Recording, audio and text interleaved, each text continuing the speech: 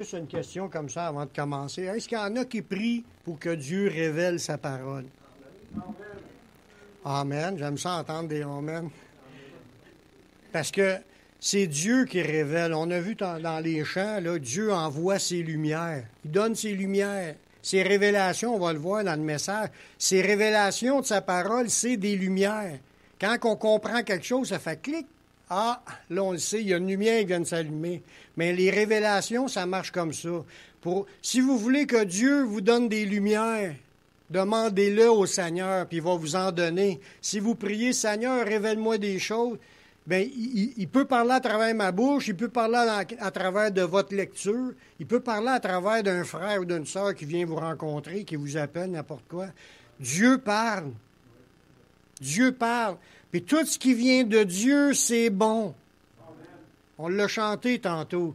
Tout ce qui vient de Dieu, c'est une grâce excellente, des dons parfaits. On a besoin de ça. C'est des boosts. En même temps, des fois, c'est des corrections. Mais on a besoin de ça si on veut grandir dans le Seigneur. Quand tu en as, là, c'est comme si Dieu m'aime, Dieu est avec moi. C'est quand tu es dans une période de désert que tu n'entends rien pendant une semaine, un mois, là, tu commences à te poser des questions. Mais lui, si Dieu se pose des questions, comment se fait qu'il ne me le demande pas? Il faut le demander, frères et sœurs. Demandez et l'on vous donnera. Cherchez et vous trouverez. Frappez et l'on vous ouvrira. Car quiconque demande reçoit. Celui qui cherche trouve, puis on ouvre à celui qui frappe. Amen. Saisissez ça là, comme promesse du Seigneur. Amen. Gloire à Dieu. C'est important que vous priez pour moi aussi. C'est important parce que si les gens veulent voir Dieu, veulent entendre Dieu dans des choses, il faut que je sois inspiré moi aussi. Puis je suis sûr qu'il va vous parler parce que tout ce qui vient, les passages qui sont là, c'est tout écrit dans la parole de Dieu. Fait que quand ça sort de la bouche de Dieu, ça sort pas. Oui, ça sort de ma bouche, mais c'est pas moi qui l'ai inventé. C'est écrit là. Ça sort. Il dit toute parole qui sort de la bouche de Dieu, c'est une nourriture pour nous. Gloire à Dieu. On continue l'étude sur le royaume de Dieu, sur le royaume des cieux. Il y a plein de choses à voir encore. J'espère que vous n'êtes pas découragés. C'est un sujet intéressant. Il y a plein de choses, de différents aspects qu'on regarde. Aujourd'hui, on va regarder quelques-unes des caractéristiques de ce royaume-là. Aujourd'hui, le titre du message, c'est « Le royaume de la lumière ». J'ai dit tantôt avec l'introduction, le chant qui parle de lumière, mais là, tous les chants, ils parlaient avec le sens de la lumière. Dieu, c'est lumière, puis on aspire à cette lumière-là. On va voir que le royaume des cieux, c'est le royaume de la lumière. C'est la demeure de Dieu. Comme j'ai déjà dit, puis je veux qu'on le répète parce que ça a une importance dans ce qu'on comprend. On va parler de Dieu puis de son habitation. Puis on ne peut pas comparer ça aux choses de ce monde. Parce que les choses de ce monde n'est pas gérées par Dieu. Oui, Dieu, il gère les grandes lignes. Il y a des prophéties, tout va s'accomplir, mais il a quand même laissé libre les humains. Puis le diable, il a détourné l'attention sur Dieu pour l'avoir sur lui. Lui, il cherchait la gloire, à voler la gloire de Dieu. Puis le monde d'aujourd'hui est géré par le diable. J'espère que j'apprends pas quelque chose. Dans tout ce qu'on voit, c'est pas des dons excellents, des grâces parfaites. Là. C'est pas ça qu'on voit. On voit beaucoup de méchanceté, beaucoup de troubles. Puis ça, c'est les ténèbres. C'est à l'opposé du royaume de la lumière. Quand on va être dans le royaume de la lumière à la fin, après notre vie, là on l'est déjà comme en position, mais on n'a pas encore les deux pieds dedans. Mais même qu'on soit dedans, ça ne sera plus pareil du tout à ce qu'on vit. On n'aura même pas besoin de barrer nos portes. Dans Jean 18, 36, Jésus a dit, en parlant de son royaume, il dit « Mon royaume n'est pas de ce monde ». Fait qu'on ne peut pas comparer le royaume de Dieu avec les choses de ce monde ici. Il dit « Si mon royaume était de ce monde, mes serviteurs auraient combattu pour moi afin que je fusse pas livré aux Juifs. Mais maintenant, mon royaume n'est point d'ici-bas. » Fait qu'il n'y a rien qui peut être comme une comparaison avec le royaume de Dieu, sinon que tu peux dire que c'est complètement le contraire. Autant que tu vois de la méchanceté dans le monde, autant qu'on va voir la bonté. Autant qu'on voit plein de choses laides dans ce monde, on va voir plein de super belles choses, des enfants de Dieu transformés dans leur nouveau corps. Ça va être super beau. Vous allez être contents de me voir, puis je vais être content de vous voir. Ça va être extraordinaire rendu l'autre bord. Il ne faut pas s'attendre que je sais pas. Ce que Dieu a fait là, c'est déjà beau, là, ce que Dieu a fait. Je ne parle pas de ce que les hommes ont fait, détruit. C'est déjà beau, la nature, les arbres, le ciel bleu, l'eau, puis tout ce qu'il y a, les formes de vie. C'est super. Mais ça, c'était juste comme un échantillon de la beauté de ce qu'il va avoir à l'autre bord. Les hommes avec. Tout était beau, les femmes avec. Les hommes étaient le brouillon, puis la femme était... On ne peut pas comprendre le royaume de Dieu en regardant le royaume terrestre, mais pour comprendre ce sujet-là, il faut se fier aux révélations de la Bible. Il y a des aspects que Dieu nous a révélés dans sa parole pour qu'on puisse se donner une idée. Je ne te dis pas qu'il faut faire des dessins de cela, mais on peut en avoir une idée de ce que c'est, de ce que ça représente, puis la beauté de ces choses-là. Au départ, le premier point qu'on va regarder, c'est que Dieu, dans son essence, est lumière. Oui, il y a d'autres caractéristiques, comme Dieu est amour ou Dieu est esprit. Mais Dieu est aussi lumière. Il éclaire. Il illumine son paradis. Il illumine la ville sainte. Il illumine de sa présence. C'est une lumière qui émane. Le mot lumière que là, c'est une lumière comme qu'on peut le prendre aujourd'hui, là, dans le sens, c'est une lumière qui est émise par une lampe, là, qui éclaire. Une lumière céleste telle que les anges, qu'on peut s'imaginer que les anges brillaient comme l'éclair. Quand ils ont apparu sur la terre, dans différentes situations. Il y a d'autres situations, c'est que tout ce qui émet une lumière, que ce soit une étoile ou le feu ou la lumière qui est donnée par... nous autres, on a des lumières électriques, mais ça éclaire. Au premier degré, Dieu est lumière. Il illumine comme cela, au point de vue de sa gloire, de ce qui émane de lui. Mais tous les sens du mot, dans le mot lumière, il y a des sens figurés aussi, qui veut dire comme des... de Dieu, quand tu dis Dieu est lumière, c'est une lumière délicate, subtile, pure, brillante. Ça, c'est des différentes choses que le dictionnaire biblique nous mentionne. Il dit, quand on parle de la vérité, puis sa connaissance, ou toute la pureté spirituelle qui est associée à Dieu, là, mais la pureté, la parole de Dieu qui nous éclaire, qui nous fait comprendre des choses, les révélations, c'est des lumières aussi.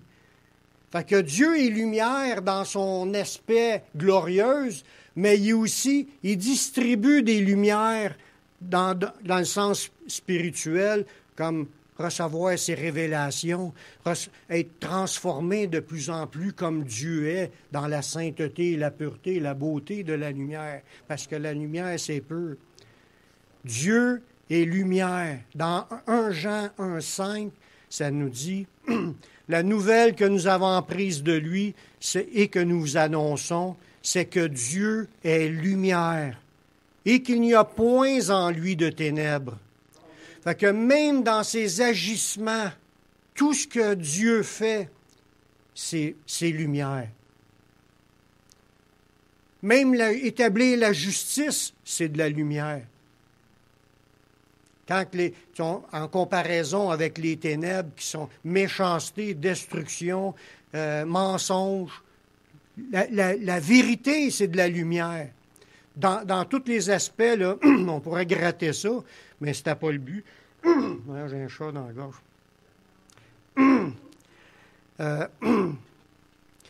Dieu est lumière, puis il n'y a point en lui de ténèbres. Dieu, il n'y a pas d'arrière-pensée ou de mauvaise pensée. Tout ce qui sort de Dieu, tout don excellent, toute grâce parfaite, descend d'en haut du Père des Lumières. Dieu est lumière, puis ce n'est que des bénédictions qu'il veut donner. Dieu répand sa bénédiction même sur les méchants. Même s'ils sont privés de la gloire de Dieu, Dieu envoie sa pluie, il envoie le soleil, il envoie des saisons fertiles, il envoie des belles choses dans ce monde. Dieu est lumière. La Bible dit que Dieu, quand que je parle de Dieu, c'est autant Dieu le Père, le Fils puis le Saint-Esprit, il habite une lumière qu'aucun humain ne peut voir ni ne peut atteindre. Autant que lui est lumière, mais il habite dans une lumière que personne, aucun humain ne peut voir. On voit ça dans 1 Timothée, chapitre 6, le verset 15. Dieu va manifester en son temps le bienheureux et seul souverain, le roi des rois, le seigneur des seigneurs, qui seul possède l'immortalité, là on parle de Jésus, qui habite une lumière inaccessible. Fait qu'on voit que le royaume des cieux, c'est une lumière. Ça l'éclaire. C'est de quoi de visible, c'est pas de quoi en noirceur. Si c'est de quoi en noirceur, on voit pas, on se verra pas. C'est de la lumière. Dieu habite dans la lumière.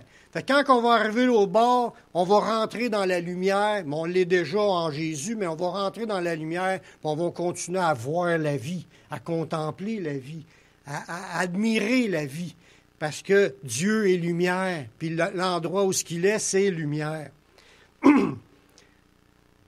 Ça dit dans ce passage-là, il habite une lumière inaccessible que nul homme n'a vue ni ne peut voir, à qui appartiennent l'honneur, la puissance éternelle. Amen. Aucun homme n'a vu ce lieu-là, de cette façon-là, mais il est quand même décrit par révélation. Oui, il y a des choses que dans l'Apocalypse, on voit, mais ils ne l'ont pas vu visuellement comme s'il serait là. Comme qu'on sait que les hommes, ben dans l'humanité entière, pour nous, c'est impossible d'être sauvés. C'est impossible de connaître Dieu intimement parce qu'on était tous des pécheurs séparés d'avec Dieu, privés de sa gloire. Mais il a fait un plan spécial qui nous permet de rentrer dans sa présence puis pouvoir commencer déjà à recevoir ses lumières. On va le voir tantôt dans d'autres passages. On reçoit sa bénédiction, son éclaircissement. Il nous révèle des choses, puis il nous conduit dans une sainteté pour nous rendre comme lui. Puis un jour, il va nous faire entrer dans sa demeure éternelle, dans son royaume de lumière. C'était impossible pour nous d'y entrer, mais il nous a accordé la possibilité d'entrer à cause de Jésus et son sacrifice à la croix. On revient toujours à cela, frères et sœurs. Puis il faut en parler tout le temps afin qu'on n'oublie pas que c'est par le sacrifice de Jésus, son sang versé, que ça nous a permis d'avoir part à l'héritage des saints dans la lumière. C'est une bénédiction de Dieu. La parole de Dieu il a annoncé d'avance la venue de la lumière dans ce monde de ténèbres. David, il avait décrit ce monde ici comme étant la vallée de l'ombre de la mort. C'est ça ici, là. On ne faut pas penser qu'on est au paradis, là. On est loin du paradis. Même si on ira on trouvera le jardin d'Éden, c'est pas encore la ville sainte, c'est pas encore le ciel ou la ville de lumière. On n'est pas rendu, on trouvera pas ça ici. Il n'y a rien dans ce monde qui est représentatif de ce qu'il y a là au bord. Mais un jour, on va rentrer et on va en profiter. Mais cette lumière-là, fallait il fallait, puis elle est venue dans ce monde, cette lumière-là. Dans 1 Timothée, dans Isaïe, chapitre 60, c'était prophétisé qu'elle viendrait. Au verset 1, ça nous dit comme prophétie, « Lève-toi, sois éclairé, car ta lumière arrive, et la gloire de l'Éternel se lève sur toi. Voici les ténèbres couvrent la terre, et l'obscurité les peuples. Mais sur toi l'Éternel se lève, et sur toi sa gloire apparaît. Des nations marchent à ta lumière, et des rois à la clarté de tes rayons. » Là, ça parlait qu'il y aurait quelqu'un qu'à quelque part qui sera une lumière dans ce monde, qui fera marcher les nations à sa lumière. Ça prophétisait la venue de Jésus. Dieu est lumière, puis il habitait une lumière inaccessible, puis Jésus, qui est Dieu, il a quitté son trône, puis il est venu pour accomplir cette prophétie-là. Pas juste celle-là, parce qu'il y en a d'autres. Des prophéties qui annonçaient la venue de la lumière dans ce monde. Dans Zacharie, pas de Zacharie, dans Luc, le prophète Zacharie, qui était le père de Jean-Baptiste, il a prophétisé, lui aussi, sur la venue de la lumière. Il dit, dans son texte, que j'ai pris juste la portion qui parle de cela, il parlait de Jean-Baptiste, ça dit « Grâce aux entrailles de la miséricorde de notre Dieu, en vertu de laquelle le soleil levant nous a visités d'en haut, pour éclairer ceux qui sont assis dans les ténèbres et dans l'ombre de la mort, pour diriger nos pas dans le chemin de la paix. » Voyez-vous, là-dedans, il y a les deux éléments que je disais tantôt. Ici, sur cette terre, c'est la vallée de l'ombre de la mort. Les ténèbres règnent. Puis quand que je dis ténèbres, c'est pas juste parce qu'il fait noir. C'est parce que c'est le prince des ténèbres, le prince d'un royaume de ténèbres, de noirceur, qui règne sur l'ensemble de l'humanité. On est venu au monde là-dedans. On était nous-mêmes contrôlés par ce royaume-là. On était dirigés, on suivait le mouvement comme tout le monde, le mouvement de la vie, dans les ténèbres, en désobéissant à Dieu, en péchant contre Dieu, en offensant Dieu, en attristant Dieu. On a marché tout croche pendant un certain temps. Puis ça dit qu'il y a une lumière qui est venue pour nous éclairer. Elle a annoncé cette lumière-là. Puis cette lumière-là, c'est Jésus. C'est quand on a commencé à en entendre parler que ça a commencé à mettre des lumières dans notre esprit. Il y en a qui se ferment les yeux pour ne pas voir. Ça dit qu'ils sont aveuglés par le prince de ce monde. Le Dieu de ce siècle les a aveuglés l'intelligence pour qu'ils ne vissent pas briller la splendeur de l'Évangile. Le message de l'Évangile est annoncé. Quand on pose des pamphlets, quand on fait des annonces dans le journal ou qu'on est sur Internet, on annonce, on répand, on publie la lumière. Dieu nous a choisis pour ça, pour qu'on répande la lumière. Ça rentre dans les maisons, ils ont l'Évangile devant les yeux, puis on espère qu'ils puissent la lire, comprendre, puis la recevoir. C'est la lumière qui était annoncée par Dieu. Puis les nations doivent suivre cette lumière-là s'ils veulent aller à la lumière. Parce qu'il y a juste une autre place à part que d'être dans la lumière, rendu l'autre bord. C'est être dans les ténèbres du dehors, ce qu'il y aura des pleurs, des grincements de dents pour l'éternité. Être jeté dans la géhenne de feu. C'est la séparation éternelle, privée de la gloire de Dieu et de sa force, de sa puissance, de sa beauté et de tout ce que Dieu a préparé dans cette ville sainte-là. On veut aller à la lumière, puis on va la connaître, mais on veut y aller dans cette lumière-là. Amen. Yeshua, en parlant de Yeshua, Jésus, le prince de la vie, il est venu vers nous pour nous apporter la lumière. S'il ne serait pas venu, là, on serait tout encore dans les ténèbres. On aurait peut-être nos religions, pensant que ça va faire quelque chose à quelque part. C'est peut-être bon moralement dans certaines religions là, de s'améliorer, mais ça ne sauve pas personne des religions. On serait en train de faire notre routine, se lever le matin, aller travailler, manger, dormir, notre routine qui se répète de jour en jour, puis on serait comme des brebis errantes, sans savoir où est-ce qu'on s'en va, parce qu'on marchera dans les ténèbres dans cette vie.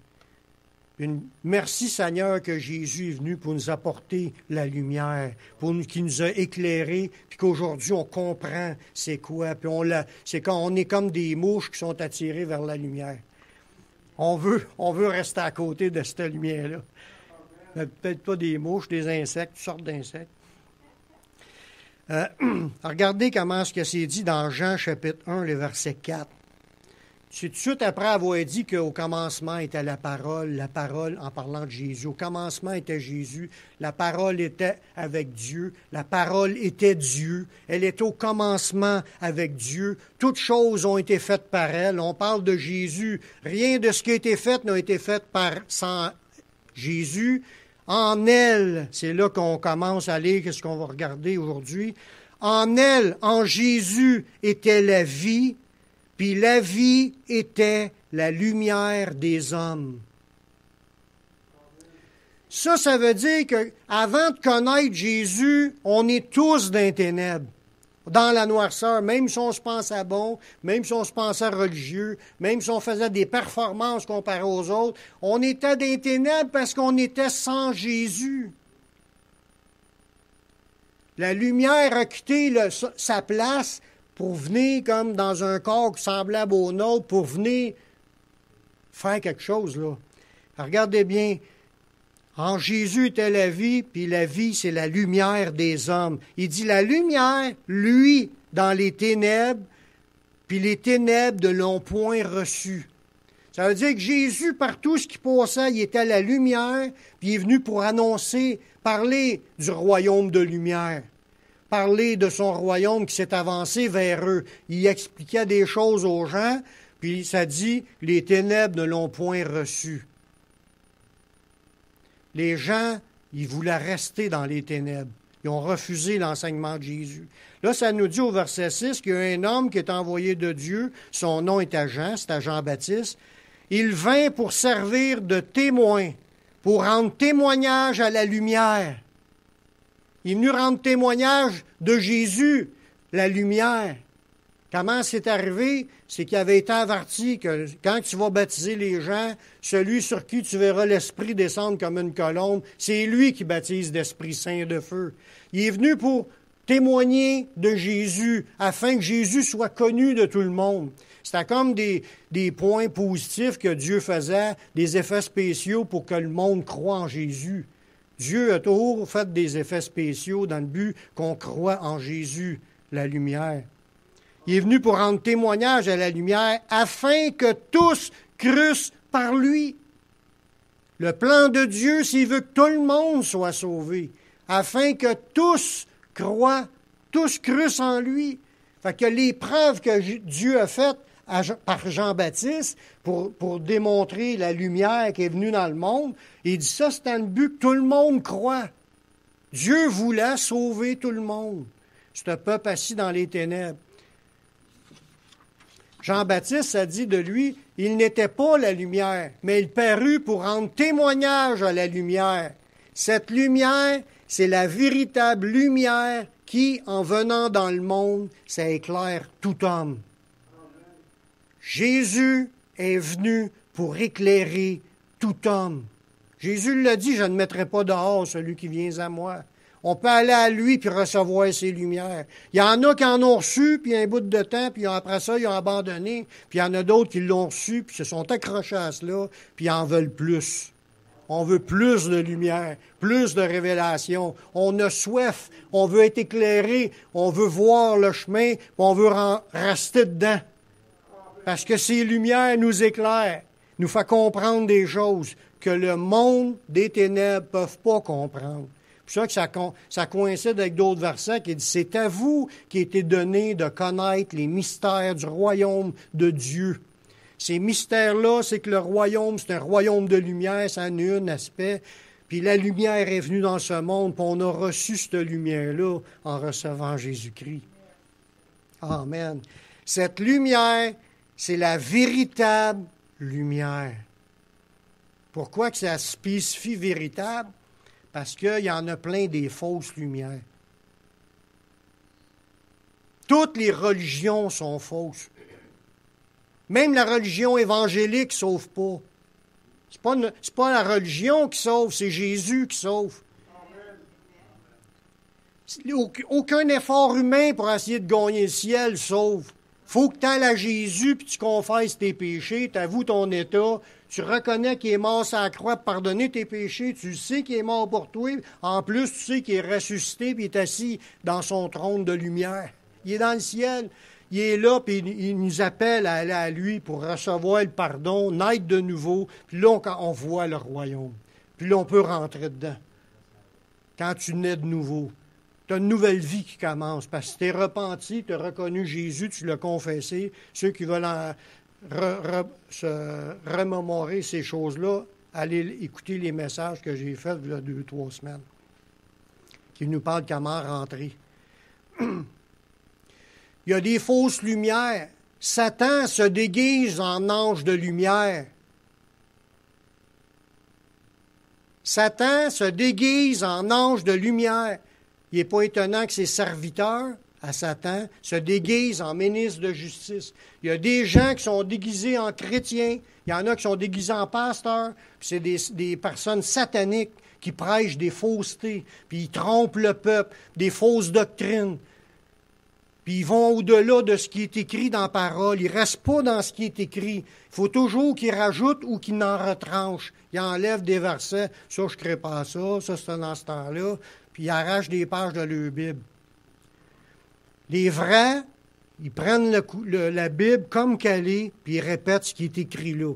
C'est pas nous autres qui l'avons écrit, la Bible était déjà là bien avant que je sois au monde. Moi, je fais juste essayer de comprendre puis de me laisser révéler des idées pour que je puisse amener des choses. Pour qu'on grandisse dans le Seigneur, qu'on s'affermisse notre foi, on croit en Jésus. C'est ce qu'on veut. Amen. Cette lumière était la véritable lumière. Fait que tout ce qui a sorti de la bouche de Jésus, chaque fois que Jésus ouvrait la bouche, c'était de la lumière qui sortait. Ces révélations, c'est des lumières. C'était venu dans le but d'éclairer tout homme, puis afin que tout homme croie.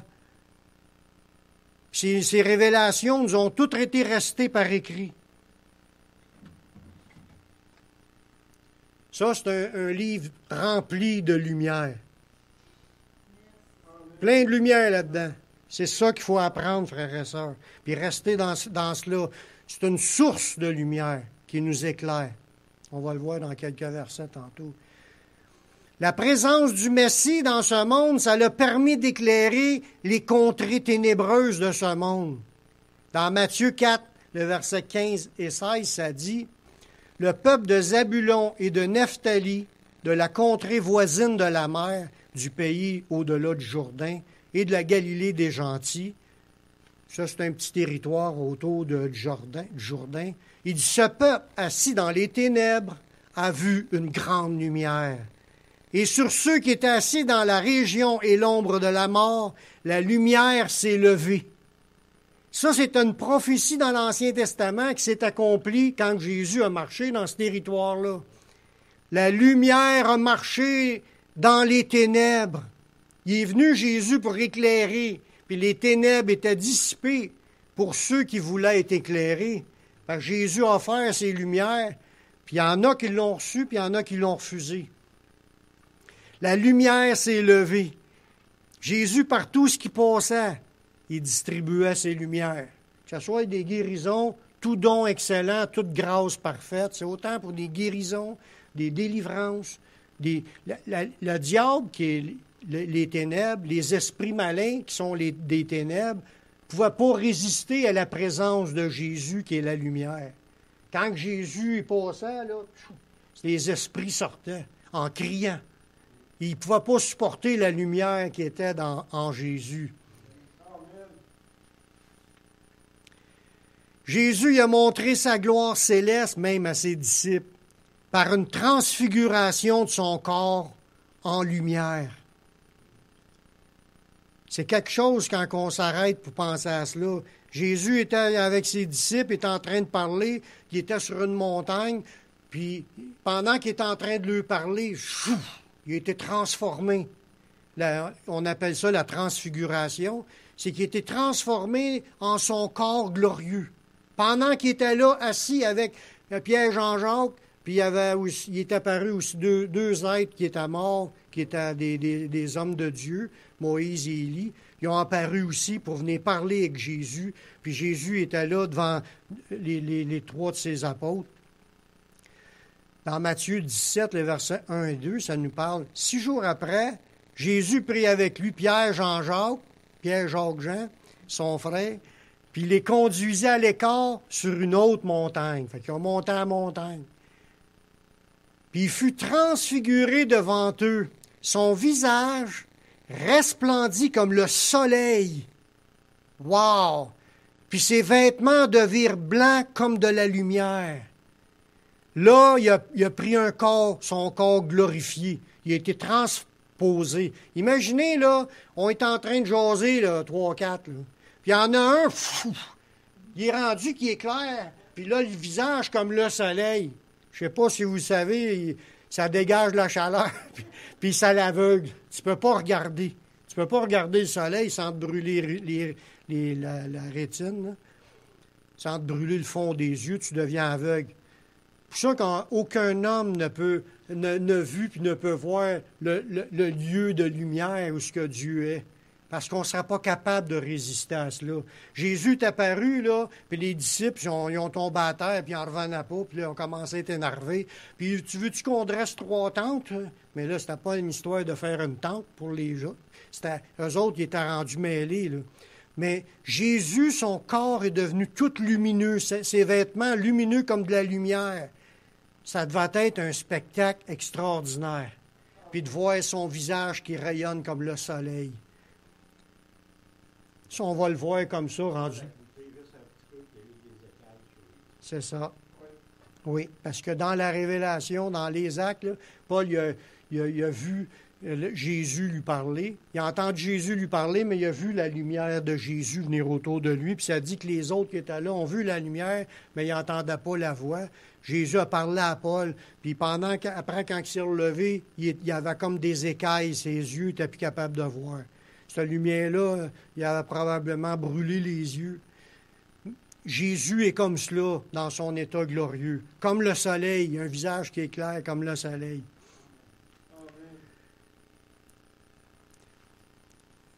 Le prochain verset, c'est le verset que j'ai pris comme introduction, qui nous parle que tout ce qui vient de Dieu est lumière. La parole de Dieu est maintenant la lumière qui nous éclaire. Dans Psaume 119, le verset 5, ça nous dit « Ta parole est une lampe à mes pieds et une lumière sur mon sentier. » C'est ce que je vous disais tantôt. Tout ce qui est sorti de la bouche de Jésus, la bouche de Dieu, qui est lumière, ça nous a été écrit. Des choses dans l'Ancien Testament comme dans le Nouveau Testament. Tout ce qui vient de Dieu, c'est des lumières, puis c'est là pour nous éclairer. Puis Dieu nous appelle à ce qu'on prenne du temps à aller apprendre ce qu'il y a là. Parce que quand tu lis, il y a de quoi qui se passe dans ta vie. La Bible, elle dit que la parole de Dieu est puissante. Elle pénètre dans l'âme, dans l'esprit, dans les jointures, dans la moelle. Puis ça juge nos sentiments et nos pensées du cœur. Puis ça dit que nulle créature est cachée devant celui à qui on en rend compte. Mais si on s'expose devant la parole, ça nous le montre. Puis la parole agit, puis elle pénètre, puis elle nous change. Elle augmente notre foi. Puis elle nous délivre, puis elle nous guérit, puis elle nous fait du bien. Il y a un effet bénéfique qui sort de cette lumière. Je vous encourage à lire la Bible. Parce que autant que David était capable de dire « Ta parole est une lampe à mes pieds », c'est parce qu'il connaissait sa parole. Puis il essayait de la vivre, de la mettre en pratique. C'était une lumière sur son sentier. C'était le but de Dieu de nous rester des portions de sa lumière. Parce que si on n'aurait pas eu ça des mains, là, ça aurait été très difficile de faire la différence entre ce qui est de Dieu et ce qui ne l'est pas. Toute notre foi est basée sur ce qui est écrit là-dedans. Dieu a permis qu'on ait ces portions de lumière-là, de révélation. C'est comme je vous disais tantôt, les révélations, c'est des lumières. Il nous a permis qu'on les ait dans les mains et qu'on puisse encore les lire à la fin de l'histoire terrestre. C'est quelque chose. On achève ce temps-là au temps des nations. Alléluia. Comprendre la parole de Dieu nous donne d'être des gens éclairés au milieu des ténèbres. On était nous-mêmes des ténèbres, mais là, il nous a changé de camp. Il nous a sortis du royaume des ténèbres, puis il nous a emmenés dans le royaume de la lumière. Puis là, il nous nourrit intérieurement de toutes sortes de lumière qui vient de la parole de Dieu. Ça a le but de faire le ménage, puis dissiper les ténèbres qu'on a encore dans notre esprit. Parce qu'il ne faut pas penser qu'on est 100% dans la lumière. On a encore des choses qui déplaisent à Dieu dans nos vies, dans notre manière de penser, notre manière d'agir, dans notre manière de parler, où il y a des choses que Dieu veut encore changer. On est en processus tout le temps, jusqu'à temps. Il y a même des choses qu'on a la victoire aujourd'hui, puis qu'on retombe le lendemain. des choses qu'on a eu des victoires, il y a X temps, puis on retombe encore aujourd'hui. Il ne faut pas penser que c'est acquis et que tout est fait. Ça dit que celui qui se croit d'être debout prenne garde de tomber. On a besoin continuellement d'avoir la lumière allumée. Ces lumières-là, ça vient de la parole de Dieu. Puis c'est le Saint-Esprit, l'Esprit de lumière, qui nous les révèle. Il nous les fait comprendre puis qui nous transforme pour être de plus en plus des enfants de lumière. C'est le Père des lumières. Alléluia. Dans le psaume 19, le verset 8, c'est dit « Les ordonnances de l'Éternel sont droites, elles réjouissent le cœur. Les commandements de l'Éternel sont purs, il éclaire les yeux. » Fait que quand Dieu nous a donné sa parole, c'est dans le but qu'on soit éclairé. Ici au Québec, on n'a pas vraiment d'excuse de ne pas lire la Bible. C'est accessible partout. Prenons des occasions chaque jour d'en lire une portion pour grandir, pour être éclairé, exposé à cette lumière-là, pour qu'elle nous révèle, que la lumière de la Bible elle s'allume dans notre esprit, pour qu'on distingue encore des ténèbres qui pourraient rester encore dans nous. Parce qu'on en, comme je disais tantôt, on en a encore. Dans le psaume 119, le verset 130, un autre passage qui dit « La révélation de tes paroles éclaire. Elle donne de l'intelligence aux simples. » Du moment que tu t'arrêtes pour écouter, puis que tu la laisses pénétrer, puis tu y crois, aux yeux de Dieu, tu es déjà une personne intelligente. C'est la crainte de l'Éternel, c'est le commencement de la sagesse, c'est le commencement de l'intelligence. Quand tu commences à croire à ce que Dieu a dit, tu commences à être intelligent. Même si tu seras une simple personne, pas instruit, tu fais juste écouter la parole de Dieu, puis tu la reçois, tu es sage aux yeux de Dieu. Puis ces révélations éclairent. C'est pour ça, tout à l'heure, au début de la réunion, j'ai demandé est-ce qu'il y en a qui prient pour avoir des révélations de Dieu. Parce qu'on a besoin d'être éclairé. J'ai besoin d'être éclairé. Tout le monde en a besoin. Si on veut grandir, on veut être solide dans le Seigneur, peut être nous-mêmes des gens qui répandent cette lumière-là. Le jugement de ce monde, il est dû au fait que les hommes ont préféré les ténèbres à la lumière de Dieu. Dans Jean 3, 19, ça dit, ce jugement, c'est que la lumière étant venue dans le monde, les hommes ont préféré les ténèbres à la lumière, parce que leurs œuvres étaient mauvaises. Quand on est méchant, on ne veut rien savoir de Dieu. Même si on passe pour une bonne personne ou un savant, la minute que tu renies l'existence de Dieu, puis tu renies l'existence que c'est la parole de Dieu, puis que tu dis c'est pas vrai, tu es un méchant aux yeux de Dieu. Tu es un outil dans les mains de l'ennemi pour causer un aveuglement encore plus grand dans le cœur des gens. Puis Jésus dit que le jugement, c'est que la lumière est venue dans le monde, là, puis les gens ont préféré les ténèbres. Les gens préfèrent rester dans la noirceur, de même, puis ils se pensent en cachette, puis ils pensent qu'il n'y a rien qu'ils font qui est connu. Ils font beaucoup de choses en cachette. C'est rare, je n'ai jamais entendu personne se vanter de se frauder l'impôt. Mais ils le font en cachette. Puis ils pensent qu'il n'y a pas personne qui est voué. Dieu voit tout. Puis c'est lui qui va nous amener en jugement. Puis il voit aussi s'il croit en Jésus ou s'il ne croit pas. Jésus connaît ses brebis. Il connaît celles qui lui appartiennent, puis il nous appelle par notre nom. Il sait qu'on a foi en lui, puis qu'on l'aime, qu'on veut le suivre. Il prend soin de nous. Les autres, ils préfèrent les ténèbres. C'est des méchants aux yeux de Dieu. Puis ils vont être jugés à cause de cela, principalement. Parce qu'en réalité, ce n'est pas les péchés que le monde a fait qui est le pire. C'est le fait qu'ils refusent d'être pardonnés. Ils refusent d'aller à la lumière. Ils refusent de recevoir le pardon. Parce que n'importe quel péché aurait pu être pardonné. C'est quand que les hommes aiment leur péché plus que d'être dans la lumière. Puis on sait que dans la lumière, ça nous délivre de nos péchés. On en reçoit plein de bénédictions. Dans Jacques nous dit que Dieu, c'est le Père des lumières. Je l'ai lu tantôt au début de la réunion. Puis ça, ces lumières-là, c'est nous.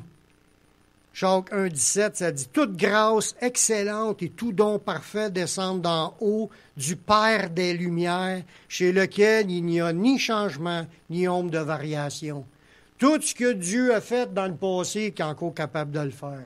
Il n'a pas changé, il n'a pas diminué en puissance, il n'y a pas moins d'amour aujourd'hui qu'en avant ce temps-là, il n'y a pas moins de miséricorde, il est encore prêt à pardonner, à nous aimer, à prendre soin de nous, à nous bénir de toutes les façons. Tout don excellent, toute grâce parfaite, ça descend d'en haut, puis il ne change pas. Si vous avez fait quelque chose qui lui a déplu, demandez-y pardon, puis il va vous pardonner, parce que c'est le même Dieu qui était là en Jésus, qui est encore là aujourd'hui, puis il va le faire encore. Dans l'Apocalypse, ça nous révèle un peu plus. Tantôt, j'ai parlé comment est-ce que Jésus avait été transfiguré, puis qu'il est son vêtement en lumière, puis son visage comme le soleil. Dans l'Apocalypse, il y en a un autre verset qui parle de cela, qui nous révèle l'apparence glorieuse du Messie. Apocalypse chapitre 1, à partir du verset 13. Là, l'apôtre Jean, lui, il recevait les révélations pour les écrire dans le livre, puis il a écrit le livre des révélations, parce que le mot apocalypse veut dire révélation. Il a écrit les révélations qu'il a vues, puis ça dit qu'au milieu des 7 chandeliers, quelqu'un qui ressemblait à un fils d'homme, vêtu d'une longue robe, et ayant une ceinture d'or sur la poitrine. Sa tête et ses cheveux étaient blancs comme de la laine blanche, comme de la neige. Ses yeux étaient comme des flammes de feu. Ses pieds étaient semblables à de l'airain ardent, comme s'il eût été embrasé dans une fournaise. Sa voix était comme le bruit de grandes eaux. Il avait dans sa main droite 7 étoiles et de sa bouche sortait une épée aiguë à 2 tranchants. Puis son visage était comme le soleil lorsqu'il brille dans sa force. Ça devait être une image extraordinaire de voir briller Jésus, de son éclat brillant de gloire, parce que c'est glorieux. Tout le monde, quand Jésus passe, tout le monde se revêt, tu ne peux pas faire autrement. C'est comme si le soleil se promène à côté de toi. Mais Jésus, c'est comme cela. Il est lumière. Puis encore plus fort que ça, c'est dans le prochain passage qu'on va regarder. C'est le dernier passage pour notre étude. Un jour, on va entrer dans la ville sainte, puis on va le voir comme la Bible nous le dit, que c'est la lumière de Dieu et du Messie qui éclaireront la ville sainte éternellement.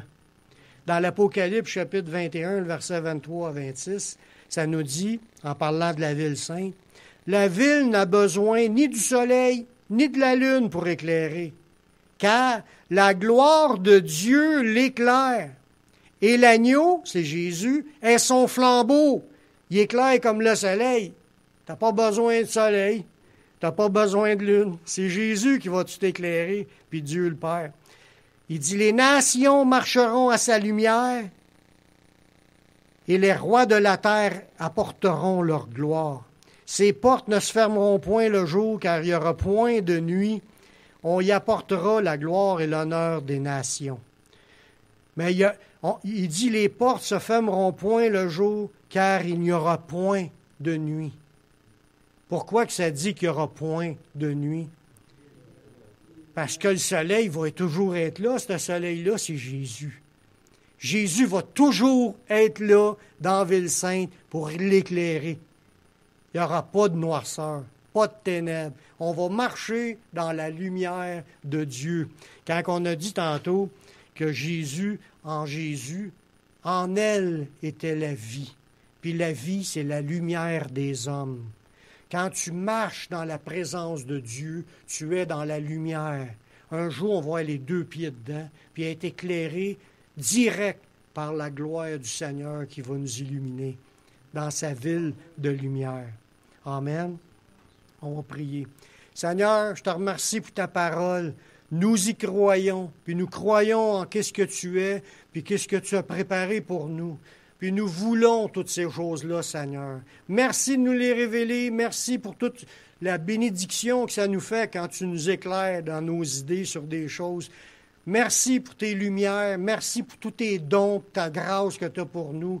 Merci pour toutes tes bénédictions. On veut te rendre la gloire qui te revient. Puis conduis-nous davantage de révélation en révélation, de lumière en lumière, dans ce qui est écrit dans ta parole. On te rend la gloire et l'honneur dans le nom de ton Fils Jésus-Christ. Amen, Seigneur.